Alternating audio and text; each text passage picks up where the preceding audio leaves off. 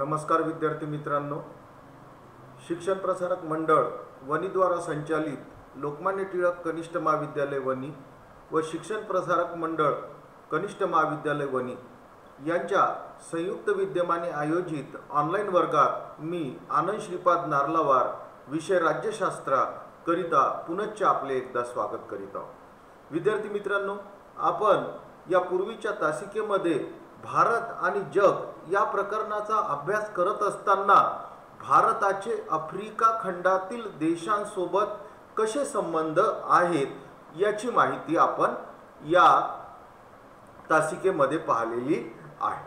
हा जो आफ्रिका खंड आहे, या आफ्रिका खंडातील देशांसोबत भारताचे कसे संबंध आहे याची माहिती आपण यापूर्वीच्या तासिकामध्ये पाहिलेली आहे।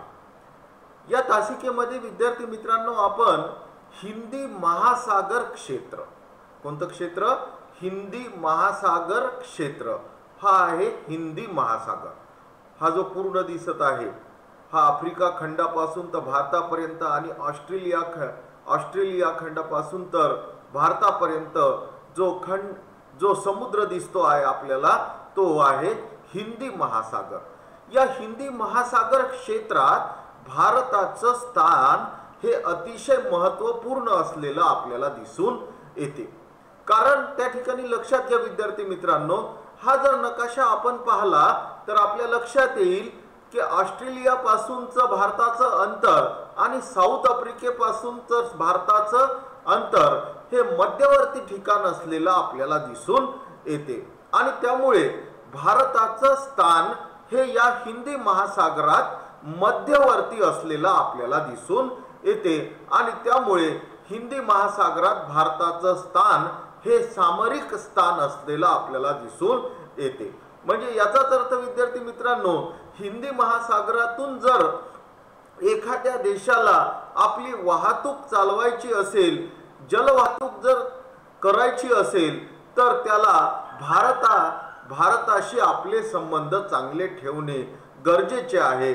कारण भारत हे मध्यवर्ती ठिकाण आहे आणि जहाजांमध्ये लागणारं इंधन, जहाजांना लागणारं स्टॉप म्हणजे थांबायचे ठिकाण, बंदर हे मध्यवर्ती ठिकाण असल्यामुळे भारतासोबत या देशांनी आपले चांगले संबंध प्रस्थापित केलेले आपल्याला दिसून येतात आणि त्यामुळे सामरिक स्थान हे भारताचं या क्षेत्रात असलेलं आपल्याला दिसून येते।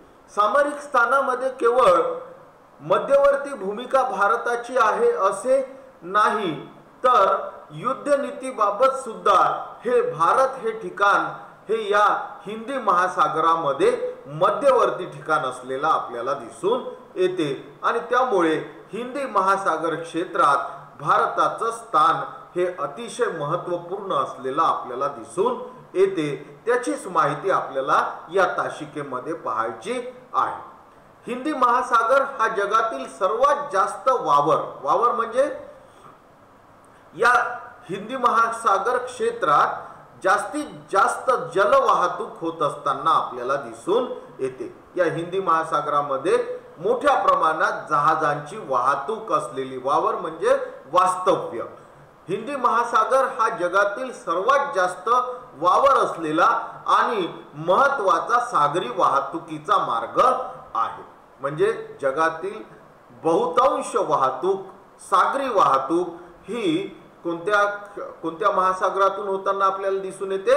हिंदी महासागरातून होताना आपल्याला दिसून येते आणि या हिंदी महासागरातच काय आहे? भारत असलेला आपल्याला दिसून येते आणि या हिंदी महासागरात मध्यवर्ती ठिकाणी भारत असल्यामुळे ही जी सागरी वाहतूक आहे, ही जगातील देशांचा जो सागरी जलमार्गांचा वावर आहे, हा हिंदी महासागरात मोठ्या प्रमाणात असलेला आपल्याला दिसून येतो। येथून दरवर्षी सुमारे 1 लाख मालवाहू जहाजे ये-जा करतात। म्हणजे या हिंदी महासागरातून एका वर्षात सुमारे किती लाख? 1 लाख मालवाहू जहाजे, जे केवळ भारताचीच आहे असं नाही, भारतातच ये-जा असे करतात असं नाही, तर ऑस्ट्रेलियातून, त्यानंतर आफ्रिकेतून, इंडोनेशियातून, मलेशियातून असे वेगवेगळ्या देशातून 1,00,000 सुमारे 1,00,000 मालवाहू जहाजे या समुद्रातून ये जा करताना आपल्याला दिसून येतात, म्हणजे येताना आणि जाताना आपल्याला दिसून येतात. ज्यातून जगातील कंटेनर वाहतुकीपैकी, ज्यातून म्हणजे 1,00,000 मालवाहू जहाजे या हिंदी महासागरातून ये जा करतात, ज्यातून जगातील कंटेनर वाहतूक, आपण कंटेनर वाहतूक म्हणजे पाहिलेले आहे, जगा मोठमोठे रेल्वेच्या बोग्या या जहाजावर ठेवल्या जातात, त्या बोगींना कंटेनर असे म्हणतात. ज्यातून जगातील कंटेनर वाहतुकीपैकी निम्म्या वाहतूक, जगातील जी कंटेनरची वाहतूक होते त्यातील निम्म्य वाहतूक म्हणजे अर्धी वाहतूक ही कोणत्या सागरातून, हिंदी महासागरातून होत असताना आपल्याला दिसून येते. तर 1/3 माल वाहतूक म्हणजे माल वाहतूक करणारी जी जहाज आहे जगातले, त्याच्या 1/3 माल वाहतूक आणि खनिज तेलाच्या एकूण वाहतुकीपैकी 2/3 म्हणजे खनिज तेलाची जी वाहतूक होते त्याच्या 2/3 म्हणजे सर्वाधिक वाहतूक ही कशाची होताना आपल्याला दिसून येते, खनिज तेलाची वाहतूक या हिंदी महासागरातून होताना आपल्याला दिसून येते. त्या मागचं कारण हे आहे की खनिज तेल असणारे जे देश आहे, इराण आहे, सौदी अरेबिया आहे, ओमान आहे, त्यानंतर सुदान आहे, इजिप्त आहे, या तेल निर्मिती करणाऱ्या तेलाच्या खाणी असणाऱ्या देशांमधून तेल वाहतूक ही कोणत्या महासागरातून होताना आपल्याला दिसून येते, हिंदी महासागर त्यांच्याजवळ पर्याय असलेला आपल्याला दिसून येते. आणि त्यामुळे जगातील खनिज तेलाची वाहतूक या हिंदी महासागरातून मोठ्या प्रमाणात होत असताना, म्हणजे जगातील 2/3 खनिज तेलाची वाहतूक या हिंदी महासागरातून होताना आपल्याला दिसून येते. जगातील निम्मे वाहतूक कंटेनरची निम्मे वाहतूक हिंदी महासागरातून होते. 1/3 माल वाहतूक या हिंदी महासागरातून होते आणि 2/3 खनिज तेलाची वाहतूक या हिंदी महासागरातून होत असताना आपल्याला दिसून येते. हिंदी महासागराच्या किनारपट्टीवरील देशाची अर्थव्यवस्था ही बंदरावर आणि माल वाहतुकीवर आणि महत्वाचे तेथील समुद्री सागरी संसाधनावर अवलंबून आहे. हिंदी महासागराच्या किनारपट्टीवरील, हिंदी महासागराच्या किनारपट्टीवर कोणकोणते देश आहे पहा विद्यार्थी मित्रांनो, ऑस्ट्रेलिया आहे, इंडोनेशिया आहे, मलेशिया आहे, त्यानंतर श्रीलंका आहे, भारत आहे, म्यानमार आहे, बांगलादेश आहे, ओमान आहे, येमेन आहे, सौदी अरेबिया आहे, इजिप्त आहे, सुदान आहे, इथिओपिया आहे, सोमालिया आहे. हे जे देश आहे, दक्षिण आफ्रिका आहे, हे जे हिंदी महासागराला ज्यांच्या सीमा लागून असणारे जे देश आहे, या देशांची अर्थव्यवस्था ही तिथल्या बंदरावर अवलंबून असलेली आपल्याला दिसून येते. बंदरावर अवलंबून असलेली आपल्याला दिसून येते म्हणजे काय की इथून होणारी जी माल वाहतूक आहे ती माल वाहतूक बंदरावर, म्हणजे बंदर म्हणजे काय, जिथे जहाज उभी राहतात त्याला बंदर असे म्हणतात. जसं आपण रेल्वे उभी राहतो त्याला रेल्वे स्टेशन म्हणतो, तर जहाज जिथे उभी राहतात त्याला बंदरगाह असे म्हणतात. तर या बंदरावर माल वाहतुकीवर, बंदरावरून होणाऱ्या माल वाहतुकीवर या सागरी किनारपट्टीवर म्हणजे हिंदी महासागराच्या किनारपट्टीवर असणाऱ्या देशांची अर्थव्यवस्था अवलंबून असलेली आपल्याला दिसून येते. आणि समुद्रातील संसाधनांवर सुद्धा ती अवलंबून आहे. समुद्रात जी संसाधनं आहेत त्या संसाधनावर सुद्धा ती अर्थव्यवस्था अवलंबून आहे. भारताच्या परराष्ट्र धोरण आणि सुरक्षेच्या संदर्भात त्याचा विस्तृत किनारा, विद्यार्थी मित्रांनो या ठिकाणी लक्षात घ्या, भारताचे जे परराष्ट्र धोरण आहे त्या परराष्ट्र धोरणाला आणि सुरक्षेला त्याचा विस्तृत समुद्र किनारा हे संधी आहे आणि आव्हानही आहे. संधी कशी आहे तेही आपण पाहणार आहोत आणि आव्हान कसं आहे तेही आपण पाहणार आहोत. विद्यार्थी मित्रांनो, या ठिकाणी लक्षात घ्या, पाकिस्तानच्या या कोणत्यापासून तर हा हिंदी महासागर हा बांगलादेशच्या कोणत्यापर्यंत आपल्याला लागून असलेला आपल्याला दिसून येतो. म्हणजे जवळजवळ भारताची मोठी समुद्र किनारपट्टी ही हिंदी महासागराला लागून असलेली आपल्याला दिसून येते.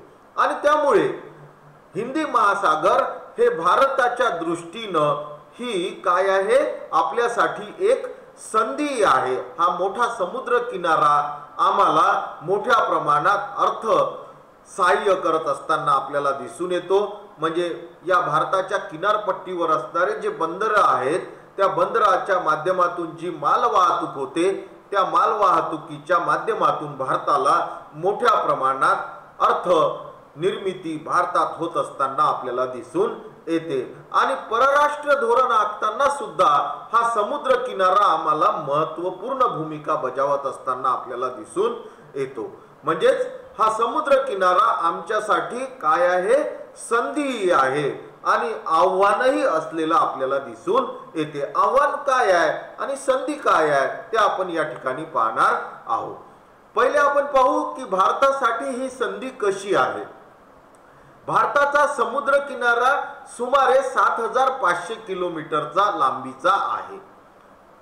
मी आताच तुम्हाला सांगितलं की पाकिस्तान पासून सुरू होणारा जो समुद्र किनारा आहे आणि बांगलादेश पाशी संपणारा आमचा जो समुद्र किनारा आहे तो किती किलोमीटरचा आहे, 7500 किलोमीटर लांबीचा आहे. तसेच पश्चिमेकडील लक्षद्वीप आणि ही जी बेटा आहे भारताची, अंदमान निकोबार आणि लक्षद्वीप, ही जी बेटा आहे ही बेट सुद्धा आमच्या हिंदी महासागरात असले आमची बेटा आहे ती, आणि ती हिंदी महासागरात असलेली आपल्याला दिसून येतात. भारताच्या पश्चिमेकडे लक्षद्वीप हे बेट आहे आणि पूर्वेकडे अंदमान निकोबार ही बेट आहे आणि यांच्या दरम्यान शेकडो बेटे असलेली आपल्याला दिसून येतात. भारताच्या दक्षिणेकडील इंडोनेशिया फक्त 90 सागरी मैल अंतरावर आहे. म्हणजे इंडोनेशिया हा जो देश आहे, आपण इंडोनेशिया कुठे आहे पाहिलेला आहे, हा जो देश आहे हा सागरी मैलाने 90 मैलावर असलेला आपल्याला दिसून येतो. भारताला 2.4 लाख वर्ग किमीचे विशेष आर्थिक क्षेत्र लाभलेले आहे. म्हणजे 2.4 लाख वर्ग किमीचे विशेष आर्थिक क्षेत्र लाभलेले आहे. भारताच्या व्यापारापैकी 90% वाहतूक आणि खनिज तेलाची बहुतेक आयात सागरी मार्गाने होते. विद्यार्थी मित्रांनो, या ठिकाणी लक्षात घ्या, भारताच्या व्यापारापैकी किती टक्के, 90% वाहतूक ही सागरी मार्गाने होते आणि खनिज तेलाची बहुतेक वाहतूक ही सागरी मार्गाने होते. तसेच मत्स्य, खनिजे, तेल इत्यादी संसाधने यांच्यामुळे समुद्र किनारा ही संधी आहे. आमच्या देशात मत्स्य व्यवसाय मोठ्या प्रमाणात आहे, आमच्या देशात खनिज मोठ्या प्रमाणात आहे, आम्हाला तेलाची इतर देशातून आयात करावी लागते. या सर्व संसाधनामुळे भारताचा समुद्र किनारा ही भारतासाठी काय आहे, एक संधी आहे आणि मोठ्या प्रमाणात अर्थ किंवा पैसा या समुद्र किनाऱ्याच्या माध्यमातून भारतात उभा होत असताना आपल्याला दिसून येतो. परंतु ही संधी, जशी ही संधी आहे, परंतु दुसऱ्या बाजूला समुद्र किनारा हा भारतासाठी धोकादायक सुद्धा आहे. कारण या समुद्र किनाऱ्याच्या माध्यमातून दहशतवाद्यांना किंवा चाचेगिरी करणाऱ्या लोकांना किंवा भारतात घुसखोरी करणाऱ्या लोकांना या समुद्र किनाऱ्याच्या माध्यमातून भारतात सहज प्रवेश मिळू शकतो, जे राष्ट्रीय सुरक्षेला म्हणजे भारताच्या सुरक्षेसाठी काय ठरू शकतात, घातक ठरू शकतात. विद्यार्थी मित्रांनो, तुम्हाला मुंबईचा हल्ला माहित आहे. मुंबईवर जेव्हा हल्ला झाला त्यावेळी जे पाकिस्तानमधून जे दहशतवादी आले ते या हिंदी महासागरातूनच आलेले आपल्याला दिसून येतात. तर विद्यार्थी मित्रांनो, जसं मोठा समुद्र किनारा ही भारतासाठी संधी आहे, तसंच भारतासाठी ती डोकदुखी सुद्धा असलेली आपल्याला दिसून येते. त्यामागचं कारण म्हणजे भारतात हा मोठा समुद्र किनारा असल्यामुळे त्या समुद्र किनाऱ्याचं संरक्षण करणे ही मोठी जबाबदारी भारतावर येऊन पडलेली आपल्याला दिसून येते. आणि त्यामुळे समुद्र किनारा ही आमच्यासाठी संधी आहे आणि मोठा समुद्र किनारा हे आमच्यासाठी आव्हान सुद्धा असलेला आपल्याला दिसून येते. 1948च्या नौदल योजनेत प्रथमच भारताचा सागरी दृष्टिकोन मांडला गेला. 1947ला भारत स्वतंत्र झाला आणि 1948ला भारतानं आपल्या नौदल योजनेत प्रथमच भारताचा सागरी दृष्टिकोन मांडलेला आहे. 1965च्या भारत पाकिस्तान संघर्षात भारतीय नौदलाची भूमिका व्यापारी मार्ग नियंत्रित करण्यापुरती मर्यादित होती. 1965च्या भारत पाकिस्तान संघर्षात भारतीय नौदलाची भूमिका ही केवळ व्यापारी मार्ग नियंत्रित करण्यापुरती मर्यादित होती. परंतु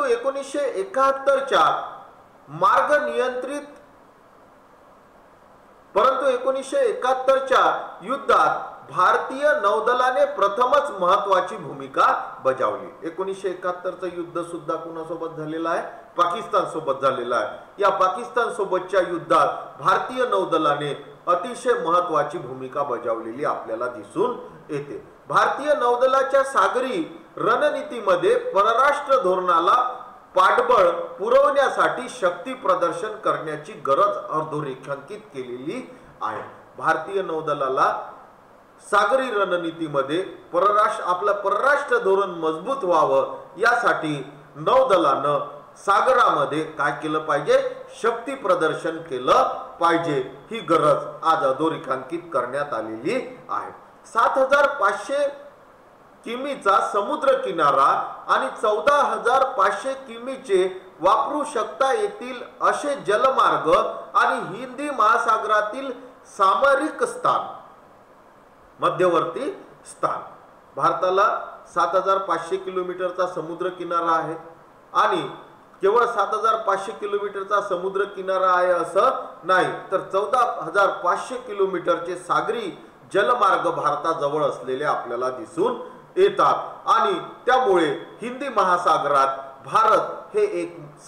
भारताला एक सामरिक स्थान असलेलं म्हणजे महत्त्वपूर्ण स्थान असलेलं आपल्याला दिसून येते.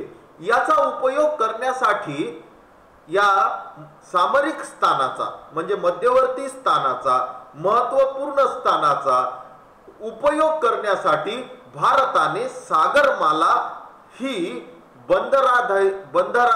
बंदराधारित विकास योजना आखली आहे.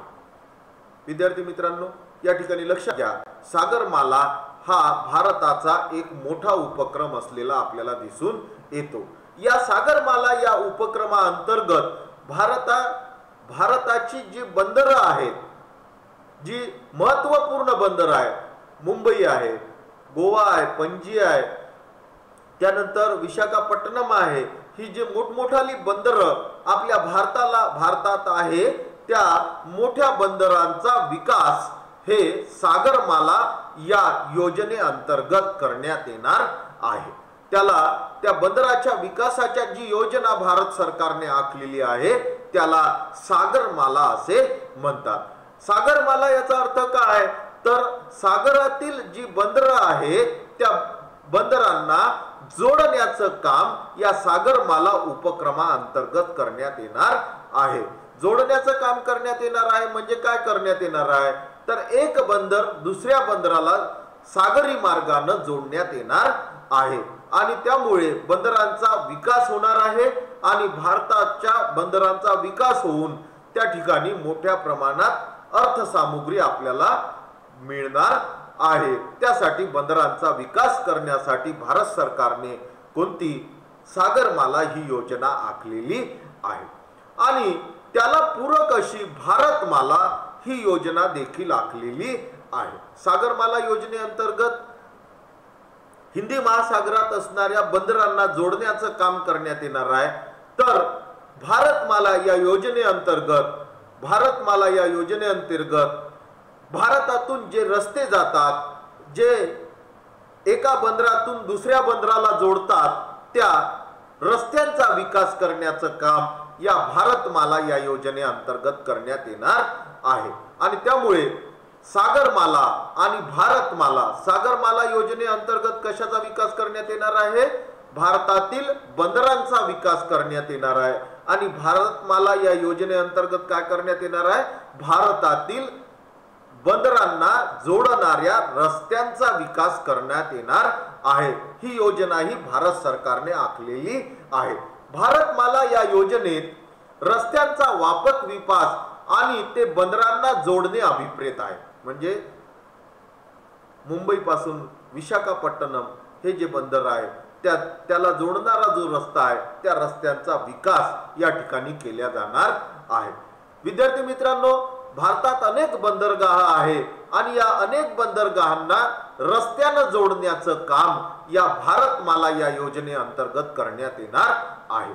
बंदरे आणि जलमार्ग यांच्यासाठी सागरमाला, मी आताच तुम्हाला सांगितलेलं आहे, बंदरे आणि त्या बंदरांना जोडणारे जे जलमार्ग आहे त्यांच्या विकासासाठी कोणती योजना? सागरमाला योजना आखण्यात आलेली आहे।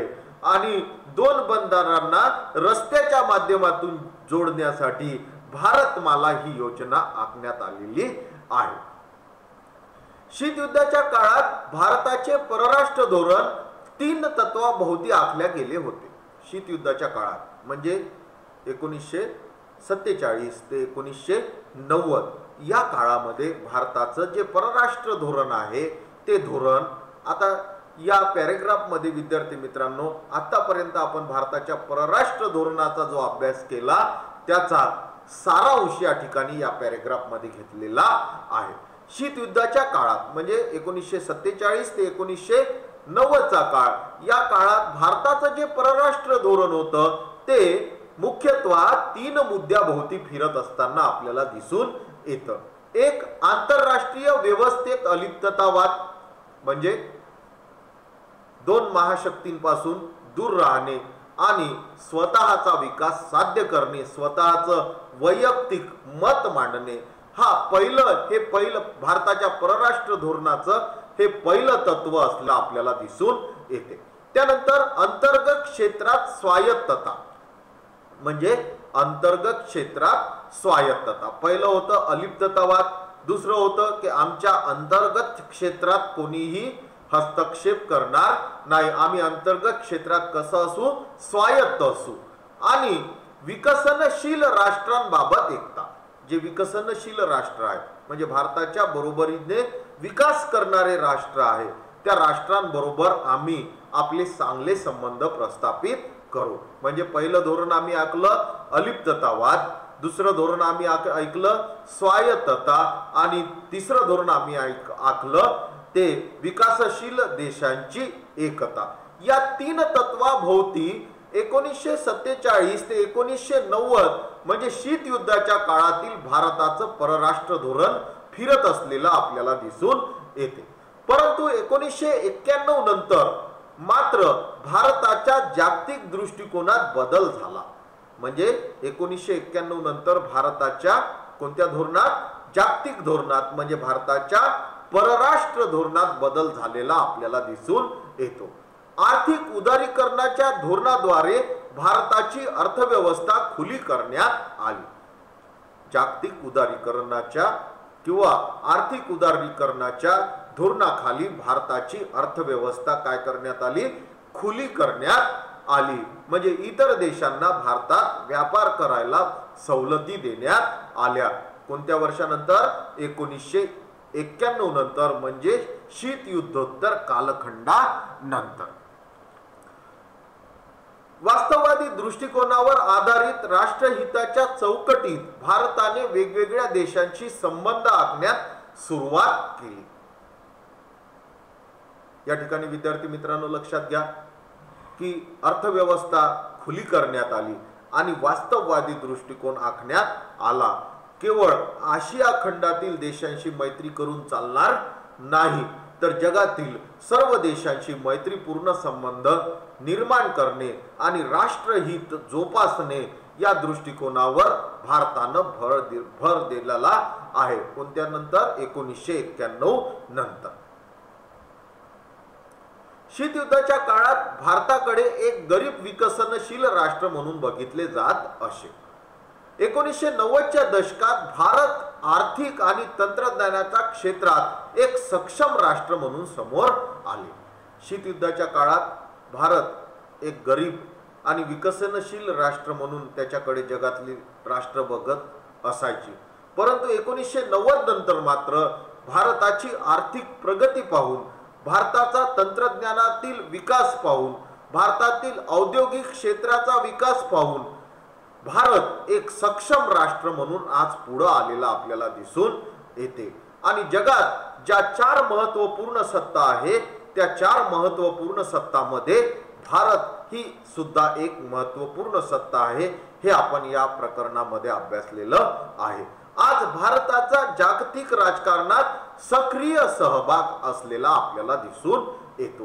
म्हणजे जगातील देशांना भारताचा विचार केल्याशिवाय आपलं परराष्ट्र धोरण आखता येत नाही. आज अशी परिस्थिती भारताची मजबूत परराष्ट्र धोरणामुळे निर्माण झालेली आपल्याला दिसून येते. आणि त्यामुळे भारत आता महाशक्ती बनतो की काय अशी स्थिती आज भारताची निर्माण झालेली आपल्याला दिसून येते. आणि त्यामुळे भारताकडे जगातील लोकांचं लक्ष असलेलं आपल्याला दिसून येते. विद्यार्थी मित्रांनो, या ठिकाणी आपली ही तासिकाही संपलेली आहे आणि आपलं हे प्रकरणही संपलेलं आहे. या प्रकरणाचा स्वाध्याय आपण पुढच्या तासिकेमध्ये पाहणार आहोत. आज आता आपण ही जी तासिका पाहिली या तासिकेबाबतचा जो गृहपाठ आहे तो गृहपाठ आपण ही माहिती पाहिल्यानंतर तुम्हाला देणार आहोत. आयोरा ही इंडियन ओशियन रिम असोसिएशन दक्षिण आफ्रिकेचे राष्ट्राध्यक्ष नेल्सन मंडेला यांनी 1950 मध्ये भारताला भेट दिली तेव्हा आयोराच्या संकल्पनेचा जन्म झाला. आयोरा याचा अर्थ आहे, ते असे म्हणतात की ऐतिहासिक आणि भौगोलिक घटकाच्या पलीकडे जाऊन हिंदी महासागराची किनारपट्टी सामाजिक, आर्थिक आणि इतरही शांततामय योजनांवर सहकार्य करण्याचे व्यासपीठ व्हावे. अलीकडच्या काळात आंतरराष्ट्रीय व्यवस्थेत जे बदल झाले आहेत त्यामुळे ही गरज निर्माण झालेली आहे. या भावनेतून मार्च 1997 मध्ये आयोराचा जन्म झाला.